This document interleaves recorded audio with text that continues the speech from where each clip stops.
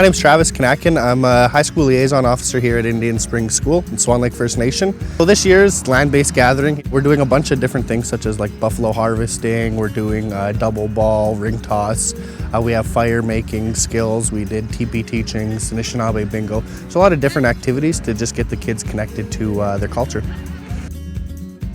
Dansa, hello. My name is Michelle Chubb, also known as Indigenous Baddie online.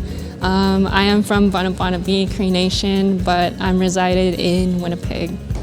Today I'm very honored and grateful to be a role model for the youth to look up to, especially in this day and age where we really need that inspiration in our communities, and to be that change maker and that trailblazer for my community. I've seen so much difference since I started, and to be able to see others grow into themselves and to be proud of who they are and where they come from. Hey, hi, I'm Naya Key. I do the occupational therapy sessions with the students here at ISS, and we are here at the Youth Gathering Week, and we are doing bingo right now. We're very inclusive here. We like to include people and we like to have fun.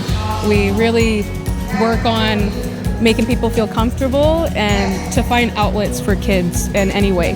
So it could be through beading, games after school, it could be through connections, meetings.